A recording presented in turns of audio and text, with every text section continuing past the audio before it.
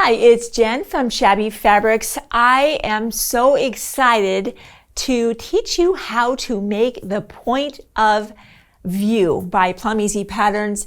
This is it here in Halloween Whimsy. Adorable center focal point with all these beautiful prairie points. We have it again here in Holiday Flourish. You can see from the set, we kind of went to town with Halloween Whimsy. We've got, of course, our napkins back here, the Charm Pack apron, a lot of fun projects going on. But Plum Easy Patterns is one of my favorite pattern companies. You may have seen me do these tutorials on the Folded Star hot pads. You can see these are close cousins to the point of view. This is by Deborah Miller. And like on the Folded Star hot pad, we were adding fabric right to the very center and building our way out. Point of view, obviously a much larger project, perfect for a table topper. Some people even add a small hanger on the back and have a little wreath on their door, however you want to display that. But I love the opportunity of having a really focal point in the middle. Very versatile. This is a longer video. We're going to step you absolutely all the way through this, and you will know that you do not need to really even know that much about sewing to be able to easily accomplish this. A lot of fun. And you can see the versatility, Halloween, Christmas. Notice here on the center, we have our center plus 1, 2, 3, 4, 5 layers of prairie points. Here on the Holiday Flourish table topper, I have a larger view of my beautiful Christmas ornaments and 1, 2, 3, 4 layers of prairie points. This template that is included inside the point of view is so versatile that even if you had an even bigger center motif, and by the way, it doesn't have to necessarily be fabric. Maybe it's a cross stitch. Maybe it's a hand embroidery. Maybe you've had a picture of your family printed on fabric and you want that to be the center of that. Whatever that is for you, you'll go ahead and put that down. But let's say it's larger. You could also have just 3 layers of prairie points. Extremely versatile. So we're just going to dive right in. Lots of notions. I'll speak to you about those as we go. I am so excited about this. And by the way, the pattern will come with one interfacing template. And we also have something down at the very bottom that's called the positioning sheet. And that's going to be kind of our guide that's going to help us position our center motif on exactly where we want it to be before we cut that going into the project. Once you've purchased the pattern with the template will remain, the upper portion of the template will remain in the project. So it's a consumable. For that reason, we also have the refill pack of 3s. When you grab your point of view table topper pattern that has the one template, just get the refill pack. I know that you're going to absolutely have people asking you about this, and it makes obviously an amazing gift. So I want to throw that out there as well. I'll put that off to the side. So our first step will be really deciding what is that center motif. We'll get to the positioning sheet in just a moment. And for the Halloween Whimsy collection, that's by Riley Blake. Teresa Kogut was the designer on that. And I absolutely fell in love with this collection. I just thought it was darling. I don't like scary Halloween. I like to have that fun Halloween. When I was wanting to do point of view with this collection, I looked at I first saw the border fabric and I thought, well, that certainly can't be my point of view. But I loved I love this print and I love everything that's going on. And I thought, you know what? This can be our point of view. This can be the center of that. So I want to first show you what we did. You will get 2 pieces of batting. I have 1 and I have 2 right here. And then you will have your center fabric, embroidery, cross stitch, whatever that is, that's going to be the center of your point of view. And you're going to extract that out, in this case, out of I had to cut that, kind of had to cut into a little bit above and a little bit below. You see that right up there? I had to cut into this and a little bit down into that. That's okay. If you are getting the Halloween Whimsy kit, depending on when you're watching this video, If you're watching this in 2023, most likely these are gone and probably the Holiday Flourish. But just know we're going to continue to have kits and different collections, and no two look alike. I love that part. They're quite beautiful, each in their own right. And then we get to maybe have a different one for every season or maybe even month of the year. But going back to this particular one, the first thing that once we extract this out, we of course need a backing. This is, if you're going to be getting the Halloween Whimsy kit, this bottom portion is your backing fabric. In most kits, the center motif and the backing fabric are going to be different. But in this instance, because we were needing to extract this portion out for our center, the bottom portion is going to be your backing on that. So I just wanted to mention that. Go ahead and fussy cut that out, layer that with the 2 pieces of batting, and then you quilt it. We need to just quilt those things together. And what we did on ours was accentuated, I'll show you from the back, we accentuated the kind of cute little witch there. And then we just kind of hold it all together while we're going to be cutting this out with our positioning sheet. We just sewed a circle, not necessarily required. Over here on the Holiday Flourish, we didn't do the circle. We just went ahead and stitched around all the beautiful Christmas ornaments. So however you want to quilt that, those need to be married. You might want to use a basting spray as you put your fabric on top of that batting so that that's at least in contact, and maybe pin around the sides and do the quilting. Once you're there, this is when the template comes into play. The first thing we'll do, I'm just going to walk you through this step by step. The upper portion here is the interfacing template. This will remain inside and is your map for where we're going to position all of our beautiful prairie points. And those are really fun to make. I love doing it. The bottom portion, notice this dash line. This is our positioning sheet, and it's going to help us know where to cut our center motif once we have that prepared and ready to go. So we'll cut that apart, and that is something that we will actually even be cutting through. And it's not something that will stay in the project. It's just used as a guide. So let's put our interfacing template aside for the moment. Soon enough, that will be coming into play. Now, I see we put a little pin here. That was for us just kind of our visual guidance of where do we want to center this. We'll try to, I'm going to take that pin out, and I'm going to show you what I'm looking at here to try to decide what we want to do. Let me unpack this for you. Let's take a look at our positioning sheet. We have a thicker line here, kind of a more dotted line here. We have layer 4, layer 5, layer 6. Notice how we have this little bit of this legend. We'll start down here. This is what we did for Halloween Whimsy, this one right here. If using 5 rounds of prairie points, 1, 2, 3, 4, and 5, that's us, because I have a smaller motif, right? I couldn't really go much bigger than that, or I'm now in the border strip. So I knew I needed to have a smaller center and more layers of prairie points, 5. If using 5 rounds of prairie points, the design within this outline will be what's visible in the finished product. Trim quilted center piece block on solid lines on layer 4. That's this, okay? So looking at our project, if we laid this down, basically what that's saying is this line right here, that's telling you that once those prairie points are laid down, this is what you will see of your center motif. So you can now look through, just like peering through a crystal ball, and you can say, oh, I want to make sure that that witch's foot is completely in.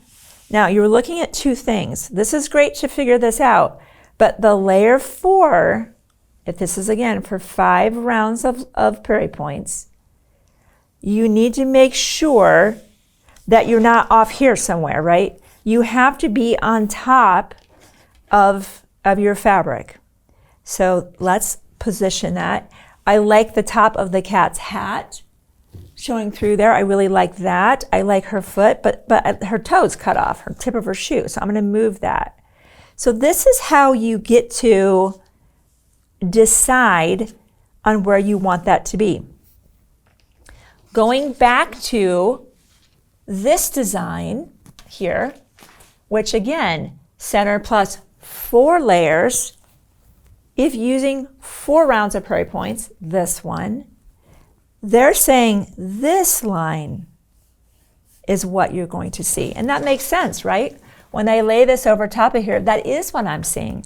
So and in that instance, if you're going to use 4 rounds of prairie points, now you will trim the quilted centerpiece block on the solid lines of layer 5. I absolutely recommend a ruler and a rotary cutter for this. If you don't have that or don't want to use that, you will want to make sure you're pinning this to this as you cut that out. All right, we're gonna move on to that step right now.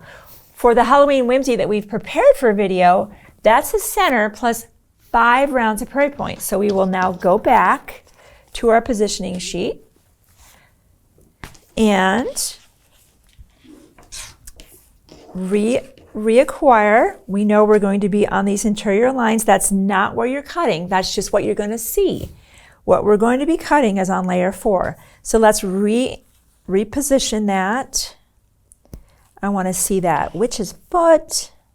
I want to see my cat. I want to see my cat's hat. The hat, you can see that there. Let's see. I really like seeing. I'm going to move that over because I want the tip of her hat in there. I'm going to move that over here. Boy, I want all of that in there. Let's see what we're going to get. Yeah, I think no matter what we do, we're going to clip just a little bit of that shoe. Okay, I'm happy with that spot. Now what we'll do is this layer 4, and it's okay that I'm a little bit off of that fabric. We cut a cutter fabric just a little bit deeper in that. That's okay, because the point is that our prairie points are going to be coming into here. So this is all going to be covered up. This is the only part we'll see. All right, let's give that a cut. Take your time. Obviously, it takes a little bit of time to find that sweet spot that we really want it to focus on. There's the layer 4. This is why I highly recommend this combination of a ruler and a rotary cutter. If you're not going to do that, you need to pin well, and you would cut with some really thicker scissors as straight along that layer 4 as you can. But we will use the assistance of our ruler and our rotary cutter.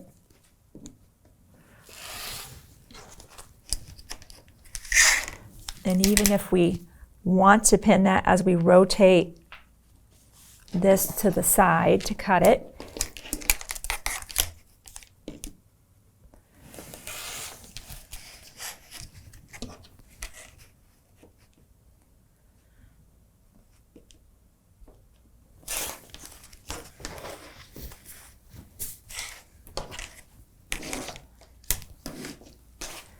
so let's see what we have now. This is what we will start with. It's already cute. That is so fun. This will not be used again. And of course, when you get ready to make your second point of view, and you're going, once you start making these, you start envisioning, I wonder what that collection would look like. By the way, on the website, Fabrics by Collection, you can also click on that top navigation, coming soon. Get signed up for some coming soon collections, either by email or text. It's a great way to start planning projects like this, and obviously a lot of other projects as well. Okay, I now have my interfacing template. Notice again, this layer 4, layer 5, layer 6. we know we cut that on the layer 4 line, right? We know we just did that. Notice that fits in there just beautifully. And this is where prairie points begin to come into play. What is this business about prairie points and how do we prepare them? All right, let me put this aside for just a moment and let's talk about how to prepare the prairie points. This is a very important part of this. I want to draw your attention to just the crispness of this point and how they all line up. Click, click, click, click, click. That's going to be important for you to do a very precise pressing, sizing. Use it generously on the fabric and get it good and dry before you begin cutting your 5-inch squares. And you can either use that Perfect 5 ruler from Creative Grid. I love that, especially if you're trying to fussy cut anything or you just don't even want to deal with using a regular ruler to cut out the 5. I love that you can just stack this right on top of your fabric. I use this in conjunction with a spinning mat. And now I'm just cutting around my fabric and they're truly perfect 5-inch squares. I love using the Prairie Pointer from Susan Cleveland. We have added a little bit of some thread to that. I think this is a 12 weight that, well, let me just demonstrate. Once you have your 5-inch squares cut, and I need to get that warming up, the idea here is to press them perfectly in half. The pressing is key here. This is a very important part of that, to have these points coming out just as crisply as possible and lined up, because we are going to move on a little bit later once everything is stacked up, and we're going to stitch through that. And if they're offset a little bit left and a little bit right, you can't really hide your thread. There is thread in the middle of each one of those little valleys right there. So that's going to start off with cutting perfect 5-inch squares, pressing perfect 5-inch squares, and then the way that you're sequencing on the template. And I'll be showing you that. For this initial fold, that part is just very standard. You can fold them all like this, just kind of one right after the other. And when I am making these, I'm generally, well, I'll get the next one up here and ready to go. Let me press that out real quick. That one must have got wrinkled in my transition of coming to the video set. Let me show you how to make a prairie point without the prairie pointer, and then I'll do one with it. And you can see why I really love this tool. Our goal here is to bring in both sides and have that absolutely flush all the way down, never overlapping. If they overlap, I'm never going to be able to get into that valley and adding that stitching, which is coming a little bit later on in our time together today. But you also don't want to have such an obvious gap that you see that thread. They need to meet, literally beam each other. So a little bit of just folding in, folding the left and folding the right. And once you have that sweet spot, you're coming in with the iron. This is the way to make a prairie point without the prairie pointer, and it absolutely works. Keep in mind that for each round of these, you're making a lot of prairie points. You're going to be doing this preparation 16 of the prairie points of each color. So if you've done 4 rounds, that is 4 times, that's 64 prairie points. If you're doing 5 rounds, 5 times 16, I believe is 80. Whatever that approach is, you want to have beautiful prairie points. All right, let's make one now with the prairie pointer. Again, an option for you, not required for the project.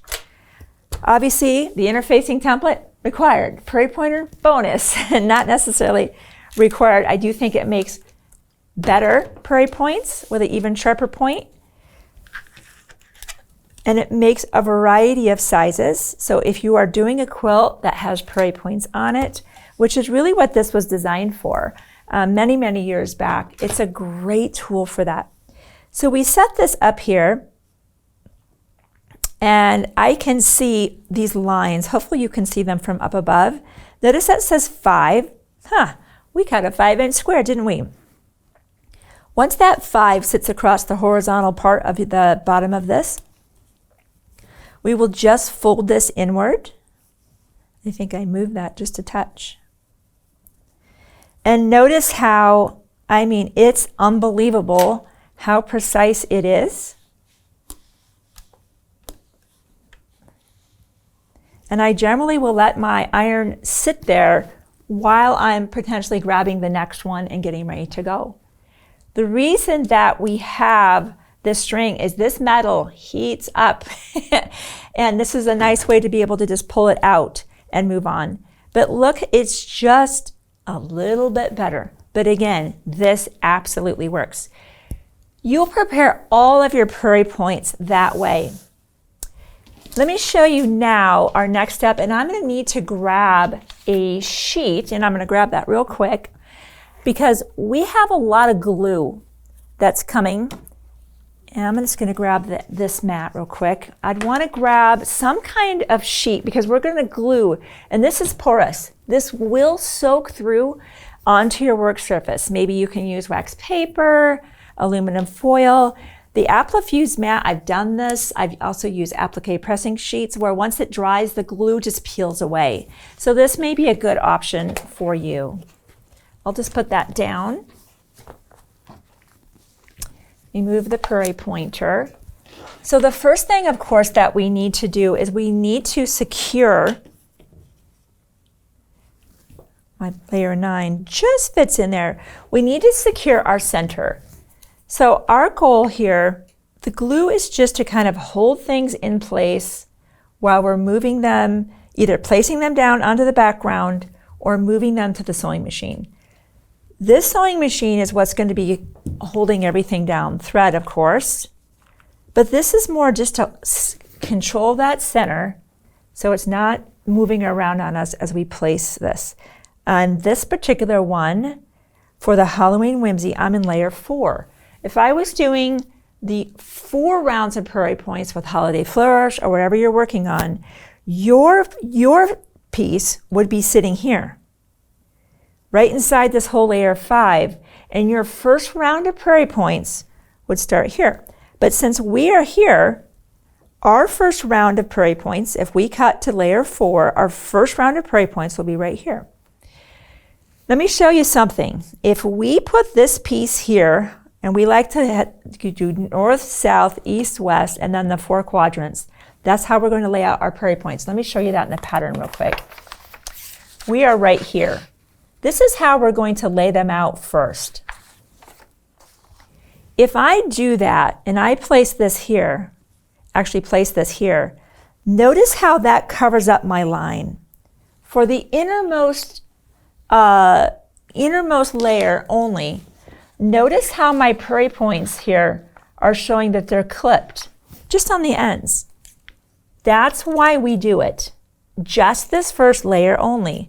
The other rounds of prairie points, as you'll see, do not need that. Because as we expand out, we have no problem seeing the other lines. It'll make more sense here as I start to lay this down. So layer 5 is where we would begin to lay down our prairie points. So this is basically going to be, I'll just kind of lay this out so you're going to see where we're going. We're going to lay them out in these quadrants, just like this. This is where we're headed. That's going to be the first thing we're going to do. And of course, we're going to glue those down. Because we want to have that beautiful, I want this tip of this pointing directly across that. We'll maybe use some assistance of a ruler. So let's just pick up this real quick and let's just start with 1. We don't want to get too far ahead. So the prairie points need, of course, to be glued down. The tip we said is very important. The whole thing is important, but I'm going to give this one a little bit of an extra press here. I think that iron wasn't all the way heated up. Definitely, if you've got that temperature setting on your machine all the way as high as it goes. So we want to put some glue. Make sure you're getting that tip really well. And you're using that layer 5 as your reference point. Now, I feel very solid about my measurement here, but I'm kind of eyeballing this on the other side. I might, because I'm a little type A, I want to put that ruler on there and say, all right, as I'm looking at the opening of this prairie point, is this sitting right, am I kind of going right across? And I am. That is a great way to just establish. You only have to do this on the first row because the other rows stack behind it. So that first row, we have to clip the corners, a little bit more care, a little bit more effort. But then once you have that beautifully established, you can begin to, the next rounds are very quick to put down. Now you could go opposite if you want, or we can just come over here.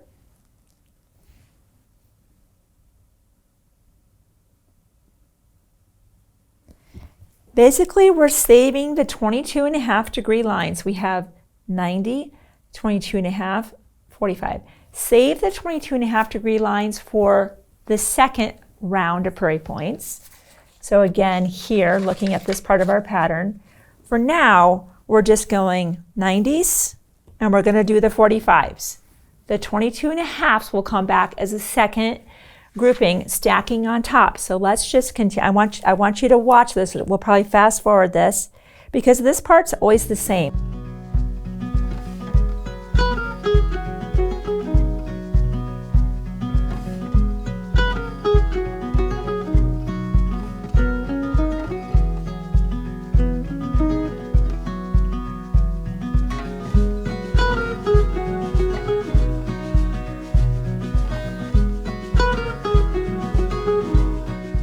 Now that we have those, now we'll focus on our 22.5-degree. Those we'll see how we had to clip that corner. Otherwise, we would not see this right there. This is going to be one of the ones you also want to measure because you have the least amount of guidance. You can barely see it. Here we had this whole horizon. How we've got just a glimpse of that. So these are the ones you'll definitely want to put the ruler down.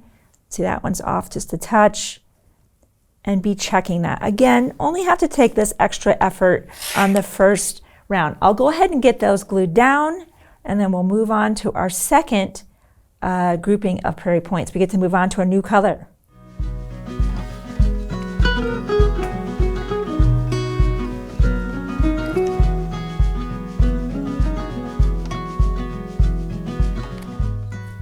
I think we made it, guys. Okay. Like I said, the first round, a little bit of extra love there to get everything lined up. But then once you have that, the next round is your reference point. What's fun about this, all of the rounds of the prairie points are made the same. You could decide, I just chose to go orange, black. Maybe for you, when you get your kit, or maybe you're going to buy the pattern and do your own thing, which is awesome. Do that. I love that. And share with us on social. We want to see it. You know, will you sequence maybe the cream next and not the black? Now this is all you. You could completely change this up. You could even cut a different part of the fabric altogether, as long as you're making sure you have enough for your backing. I love the versatility of that. For the next round, now we're on our layer 6. This is our guidance. That fold, we no longer really need the ruler anymore to get us all lined up. Notice how now, when we put this on, you're still going to layer your 90 degrees and your 45 first, and then come back with your 22. Notice we don't need to clip the corners because we can see layer 6. If you wanted to clip the corners here, it's not going to harm anything by any means. I'll just do that real quick to show you. If you wanted to do that, I wouldn't take the time to do it. But if you want more of a view of your layer 6, you can absolutely do that for this round if need be, to have a bigger view, but you've already got your alignment. You don't need to do that, just an extra step. All right, so now, like I said, 90 degrees and 45, then you come back with the 22.5. All right, so let's just pretend this is down, and I'm going to do all of this off camera because you've probably seen, you get it now. You're like, I got it, Jen. What's next? I know you want me to go, and I just want to show you what's rolling here. So then you're coming back with the 22.5, lining up, lining up, lining up. We all know that. Then we came back with our cream, right? You get the idea. You're building this whole thing out, and then you're gonna eventually end up with the black on the outside. So you're gonna build this thing out all the way out to layer 9. So I will do that off camera. I have a lot of gluing to do, and so do you. And then when we come back, we're gonna move on to the next step. Historically, after I glue everything down, I let it sit and I let it dry because now it's tacky, right? Once we do that, I want to start sewing, and there's certain things we want to do, and I do not want to introduce any glue, wet glue, to my sewing machine. So I highly recommend that once everything's glued down, I do like to give everything a light press because I can press on this. And so far, I've never really had the glue ooze through my pressing mat, but you might want to put something protective down. I iron all the prairie points down with a nice iron, and then I just let it dry. Once it's dry, then we move on to the next step. All right, I will be back. I'm going to glue everything down, let it dry for a bit, and then we'll move on to the next step of making our point of view. So now that all the prairie points are down, isn't it beautiful? We gave everything a good press here. Everything is dry. Had to definitely wait for a little bit for that. The next step is to sew these layers down. Remember, the glue is a temporary, kind of just to hold that in place as we go to the sewing machine. We finally get to sew. The whole idea here is, and let me use this as my guide, is we're going to start off the edge and work our way to our point. And the goal is to be sewing in these valleys. We'll lift the flap away. That one's easy, right? We can move that out of the way, and we can see that we're going to be sewing right down that. Even if you wanted to sew a light, kind of almost like a bow, if you're concerned about that, although these are going to be down, you can see, you cannot, unless you deliberately pull them back, I can't see any thread. No one's going to be doing that. They should not be doing that. They should just be admiring your beautiful table topper. But the whole goal here is to get in the valley. That part's easy because these flaps are available to us. Here, you might want to use a couple of different tools. I've got a couple options for you. This is the Clover Curved Tailor's Awl, where we use it to pull that out of the way. They also make the Precision Stiletto. This has a two-part function. This is, again, to move things out of the way. This part, which is kind of this gripper, which is heat resistant, I love that. If you ever have difficulties opening a seam, this just has a grip to it that will open that seam and make it a lot easier to plow through that with your iron. Choose whatever tool you want. Some people like tweezers. I find them a little more awkward to use because I have to squeeze them, or kind of I guess I don't have to squeeze them, but they're not as mission specific as these two tools are for this. Whatever you want to use, you're now going to choose whether you want to use a monofilament in clear or smoke. There's Sulky, Superior Threads, other brands. We also have the wonderful Deco Bob. It's an 80 weight polyester, a little easier to work with than monofilament, and I think it hides nicely. So that's an option, or coordinating thread and maybe a 50 weight. Whatever that is, load that into the machine on the top. Always have 50 weight bobbin thread. You don't even care what that color is, a bobbin thread at this point. So we're going to go over to the machine, and I'm going to try to get as much close up as we can. But then what you're looking for, and our goal here, is we're going to get that flap open. We're going to start sewing, and we're going to come right through our valley, with the goal being to be in the gap of that and never sewing on top of that point. We don't want to sew there because we'll see our thread there. Once you come down into that innermost prairie point, I would encourage you to get almost to the tip of that, almost, and then back up a few stitches and break your thread back in here. Don't break your thread at the tip because you might see just a little bit of that poking out. So I'm going to try to bury my thread inside there. Okay, we are going to head over to our machine and we're going to get started.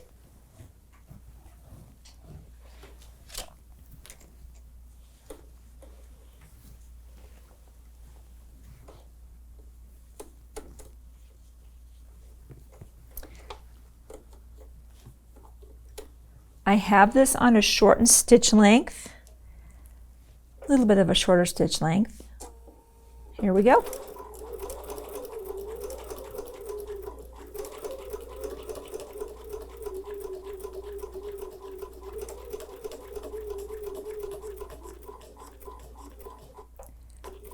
Before I even enter this next fabric, I'm kind of working my way, trying to get this, there we go, we're opened up now.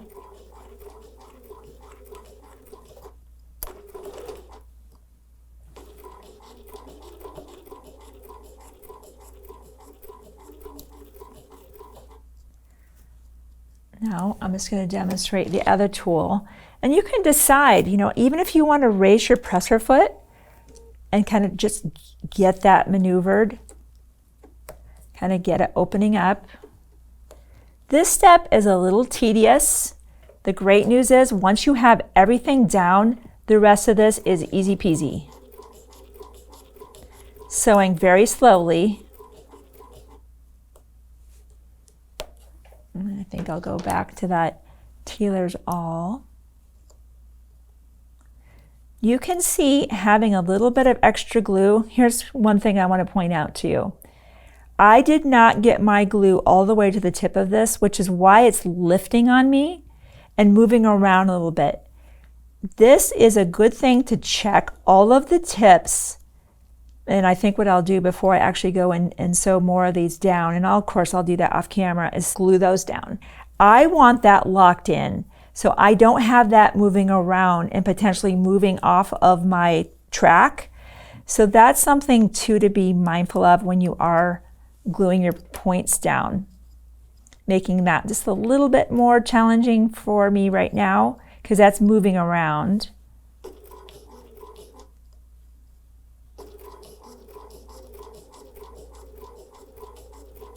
I think we got that.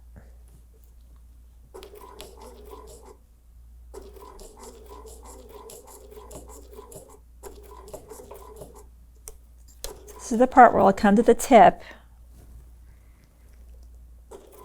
and go back and now cut my needle, or cut my thread.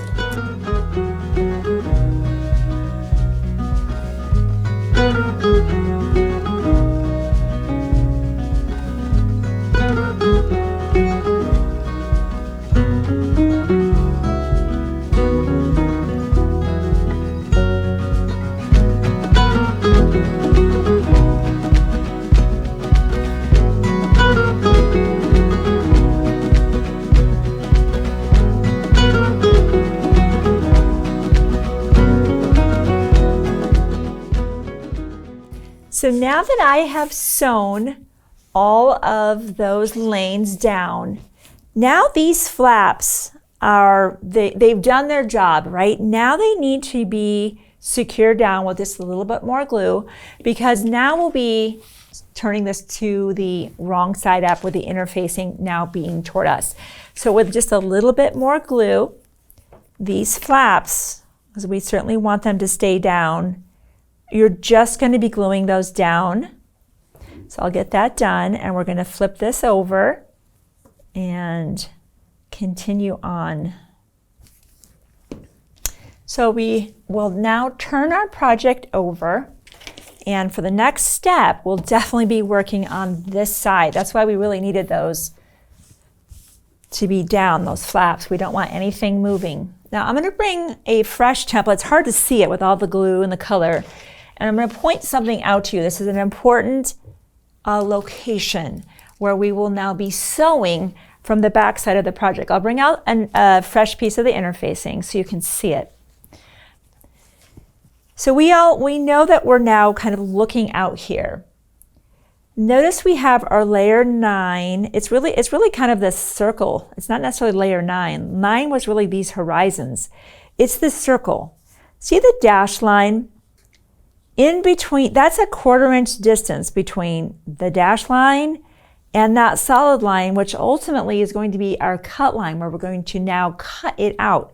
But first, we need to sew in that gap. You're sewing 1/8 of an inch, and it's away from the solid line. And basically, your visual kind of what you're looking for, you're just sewing in this gap and trying to secure the template to this. Because remember, the only thing that's sewn down now are just those 16 lines. We want to secure this perimeter of that before we cut anything out.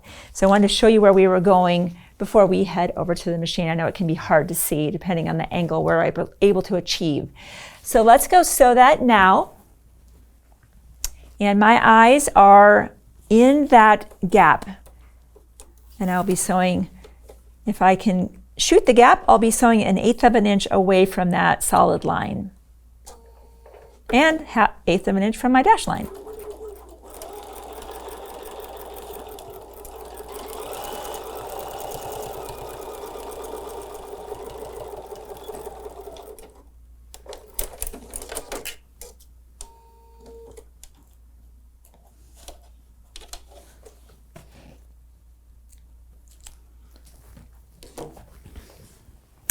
Okay, so you can see one of the things when I was sewing that down is we definitely also I should have told you, check that these points were down, because you could see, we're on this side, we're blind, we can't see our prairie points. The last thing you would want is to have one of those roll back.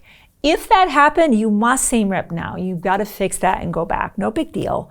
But it is helpful to make sure that those points are glued down. And as you sew, you're almost kind of feeling underneath that it's smooth, nothing's rolled back. Now that we're here, that solid line that I was referring to here, that is your cut line. That's where a heavier pair of shears or scissors is a great option. If you want, obviously, rotary cutter, I'm a little more comfortable at this point. I'm going through a lot of just cutting with my scissors exactly on that. I'm going through glue. I'm going through a lot of fabric. All right, I'll get that cut out. And once that's done, we'll move on to the next step. You'll be looking for your backing. You're going to be looking for a piece of batting that is at least this size. And go ahead and get those layered together, because now our next step is, I'm getting ahead of myself because I can't wait to show this to you, is actually sewing down those prairie points. This is where you might want to grab some coordinating thread. Looking at our project here, again, of our Halloween Whimsy with the center and 5 layers of prairie points, we opted to sew every other row of that. It's really just kind of top quilting, holding everything together. Every other row is what we did. Rows 1, 3, kind of like 1, 3, and 5. On the Holiday Flourish, the center plus 4 layers, we were just so excited to, I think, stitch it down.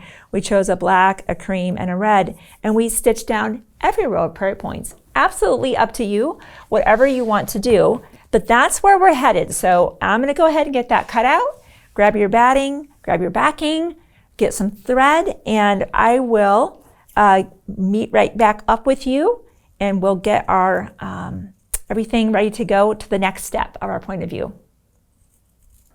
So everything is trimmed and ready to go. And of course, we've sewn in that gap from the dash line to the solid line. Just take one more look at this now. This is your footprint for this. The binding rides right along that, of course, being sewn to the top side a little bit later on. But if there's anywhere you got a little bit of a warble or maybe didn't cut directly on that, go ahead and correct that right now. This is the footprint of the project. This is where we'll grab our backing fabric, and I am so excited to use this fabric. It's so cute. Give it a good press. So it's ready to go. Oh my gosh, that is just some of the most adorable Halloween fabric I've ever seen. And maybe that is the most adorable I've ever seen. Give it a good press, smooth everything out, and in will come your batting. Now our piece will lie right on top of that. Of course, making sure you've got some buffer all the way around. I think that's about square here. You can, of course, we're going to go move on to the quilting part. This is where we can decide, are we going to sew every row like we did on Holiday Flourish, or are we going to sew every other row? Coordinating thread, I've loaded some orange thread into my machine, and the goal is to just sew about 1/8 of an inch, maybe a little bit less. Let's just examine that. Oh, and just secure those points. It's really a fun process. We get to do a lot of thread changes. You could use a monopoly where you're not making any thread changes, but I think it's really fun to be able to enjoy the different colors of thread as you prefer, and you can decide, am I going to sew every layer prairie point, every other one, or whatever you want to do. Also, you could do any additional quilting at this point. So we did that here, just inside, to kind of just add a little bit more stability, a little more character, let your personality come out. You could glue this down, basting spray, or pin, however you want to secure that. It does kind of have a natural almost grip to it, but for now, just until I get kind of some of the first layers down, I might just put in a few. These are the Clover fine pins. Don't use the extra fine, they'll bend. They are too delicate for all the bulk of this at this point. I'll just get that pinned down so nothing is moving. Now, all of this extra batting and backing that's out here, I'm going to make a recommendation. This is not in the pattern. It's a lot to be quilting this in the first place, but I think what I'm going to do is just roughly kind of reduce what I'm having to manage over at the sewing machine. And of course you've got some, it'd be kind of maybe fun to put this in your stash for maybe an applique or whatever you're doing if you're going to be using the Halloween Whimsy or whatever fabric you're using. There are some good sections of this that you could be saving for another project. Just a little less bulk heading over to our machine. Whatever you decide to do, every layer of prairie points or every other, your goal is to be very consistent about the distance that you're tracking on that. Some clues if you maybe are like, I don't know how to seek that. Let's head over here and I'll give you some pointers of what I look for. You can start wherever you want. I think it's logical to start with the innermost prairie points and work our way out, is really how I've worked that. And I start in kind of that gap of one of my prairie points. And I'm now looking, maybe you have a presser foot that might be riding right along that edge, was a nice visual guide. For me, I like a nice open toe foot to see what I'm doing. And I have a distance as I kind of crank that down right in that spot right there. And I lower my presser foot. I can see I have a distance between my orange and my centerpiece. I'm just going to try to maintain that distance as I sew, with that being where my gaze is throughout this point. Now, once you meet this, I'm going to go 1, 2. That is probably enough. And I'm going to rotate. So when I come down this lane, I'm maintaining that same distance from the needle to the edge of my presser foot.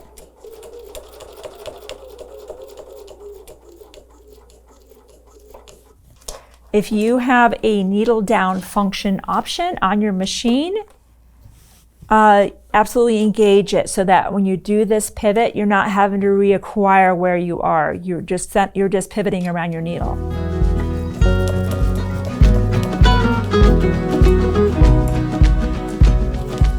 One, two.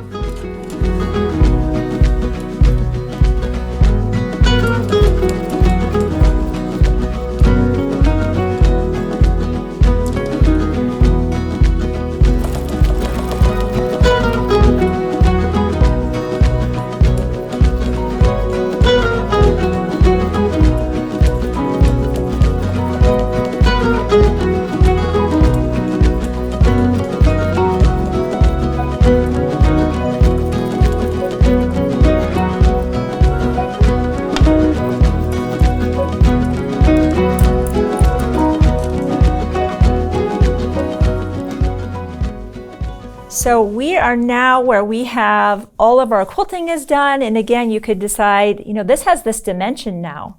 If you want it down, by all means, go back and sew those down with the green thread. But you can see this has more dimension. These are down. You can see that.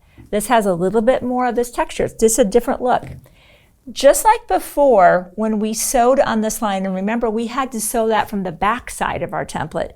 But now we can't see that anymore, so we will sew that from this side. So you're just going to go sew right on that line you already sewed. It's now securing all of this. Because you see how this isn't really together yet, but it will be. So I'll go sew on that line, and then when I come back, we will trim away the excess batting and backing fabric.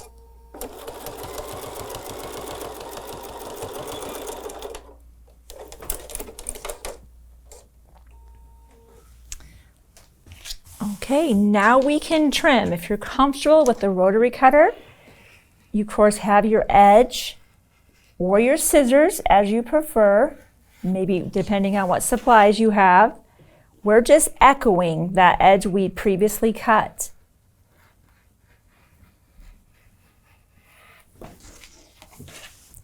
Now, while I'm trimming, I'll talk to you about binding. This is a pretty big circle, so bias binding is not needed. You could produce bias binding cutting your strips on the 45, but in your kit, you're getting a width of fabric cut, and I find because, again, it's a very big circumference, that really the need for a tight turn needing bias is not needed.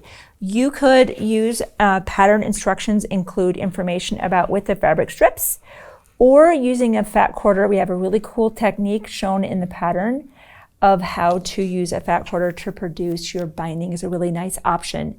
However you want to do that, you're going to need 2 strips, and you'll want to join those strips together. We chose our orange stripe. You could do a butt joint, a joint on the 45, however you want to do that. And the first step that we have you do is to cut this on the 45. Now, some people are like, I don't really know that 45. Like, I don't know if that's about the right angle. The Prairie Pointer is a great option. It's not critical. It's at the 45. But hey, if I've got this tool, I'm going to use it. So let's just cut that on our 45, and we'll take that to the pressing mat, and we'll press over about 1/4 inch.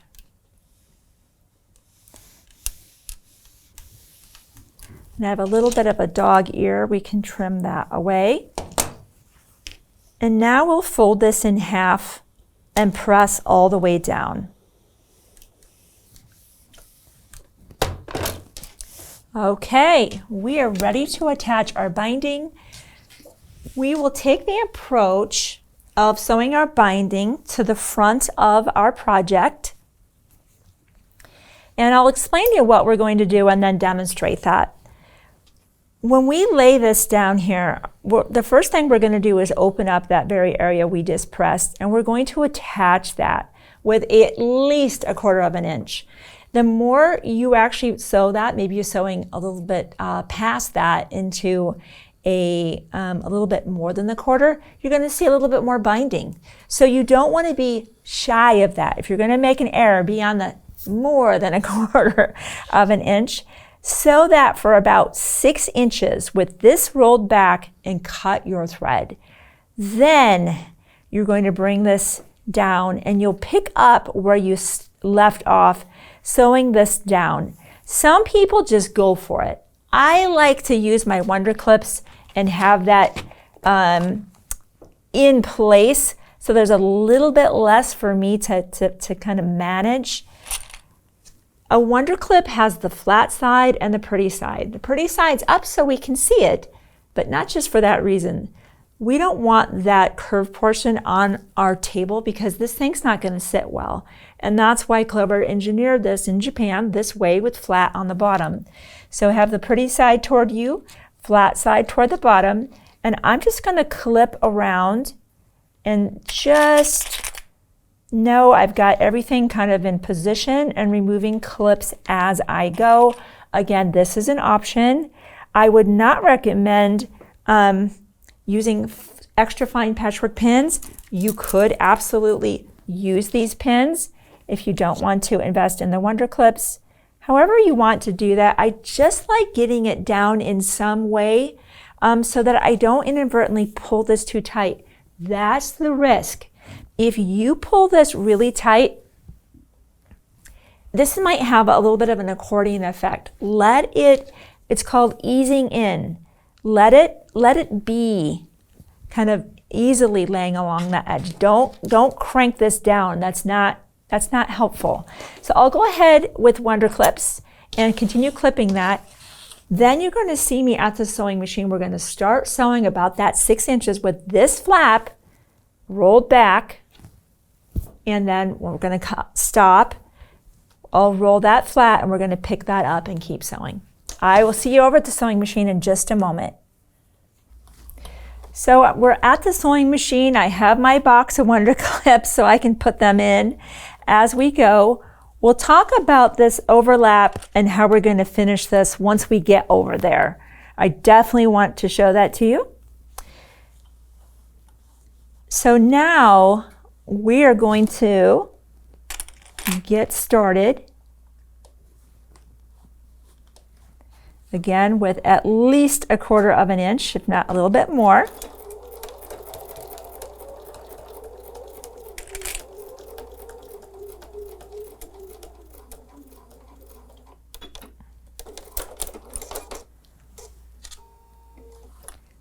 Now, everything from here out will be where we have this double layers. And we're going to go all the way around and we'll come back to, about in here. And then I'm going to stop and I'm going to show you how, because we left this open, the tail will be able to lay inside there. And obviously there's a lot of excess that will trim, but I want to do that with you. I don't want to leave any stone unturned. I want you to know how easy this is to accomplish. It's a little time consuming, but the results are obviously worth it. But let's get started now sewing with both layers now of the binding strip folded with the wrong sides together, right sides out.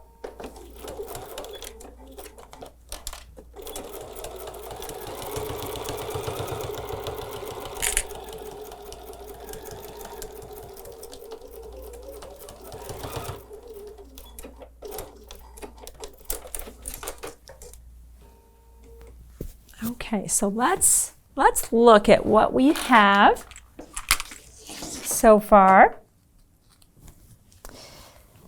We know that we have to end this, and that's going to lay right inside there. I like a nice healthy amount. I'm going to trim that here. I think our pattern tells us about 1 inch. I like a little more than that. I'm going to lay that right in there.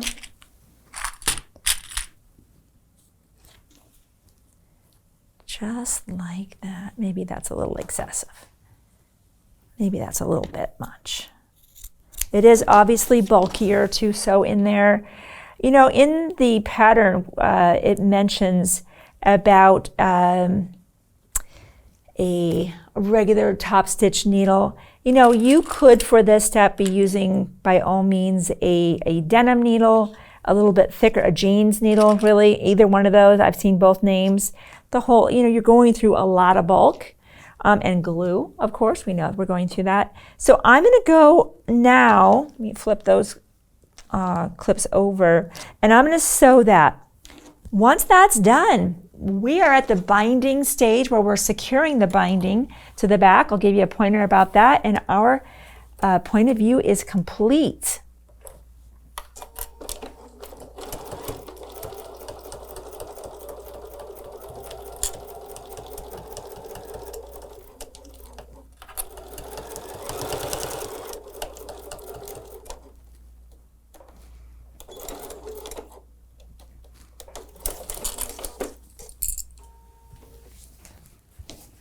Okay, so now, just like any binding, you're rolling that to the back. Some people like to press their binding here. Just really kind of getting that headed to the outside of the project. I don't know that I feel that's absolutely necessary, but I've definitely seen people do that. If that's you, by all means, press that. And now we're pushing that to the back side. And that's again where the Wonder Clips are your friend. I like the 2.5 inch binding strips because you've got an option here. You could sew that binding to the back by hand, just kind of a shallow whip stitch. We did sew ours down by machine from the front side in the gap. Let me just kind of show you that. I don't know if you can see that at all. It's right inside here. And then because we have a nice wide band in the back, we were able to consistently catch that. If that makes you nervous, maybe your machine's not handling that bulk well, by all means, once this is to the back side, you're just going in here and doing a shallow whip stitch, avoiding going to the front of the project and securing that. So that is, I'll just sew a little portion so you can kind of see what that would look like. Some people are like, well, do I match the color of the binding, or do I match the background, which would be this? That's really your call. I've got black loaded into that. And of course, I'm going to probably stay with that because that is the color. And really from the back side, if you wanted to really coordinate this, I would put orange in the bobbin. That way you're not seeing a really profound color on the back. In fact, I will, let me go do that. And then I will sew a portion of that down. I want you to see what that's going to look like. So the orange thread is in the bobbin, black's on the top, and I'm just putting in my last couple clips. I mean, if we've come this far, like, why are we let's finish this thing up. We want to get this done. All right, here we go. Final step. Stitching in the ditch. Whenever you're stitching in the ditch, maybe this is new to you, there's of course this ridge. Many people feel if you pull this back and kind of open up that separation, it helps to really disguise the thread. This is not quick.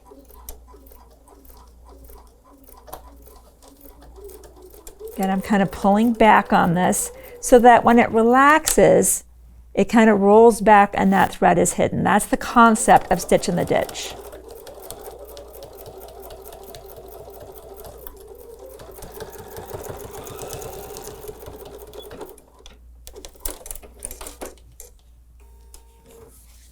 Let's see if we caught everything on the back. We did. I'm glad we put that orange in the bobbin. Look at that. We have a point of view. And short of creating the prairie points together, we really did that in real time. This is definitely a project that you could easily do in a day.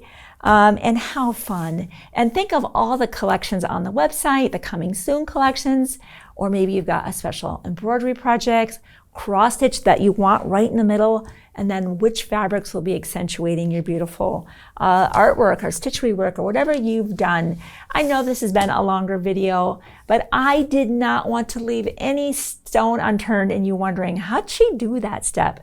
So you now know this is very doable. It can be very personalized and be very meaningful and obviously amazing for gift giving. Subscribe. If you haven't done that, be sure to do that. So much more content coming your way. Thanks for spending the day with me. I'll see you soon on another Shabby video.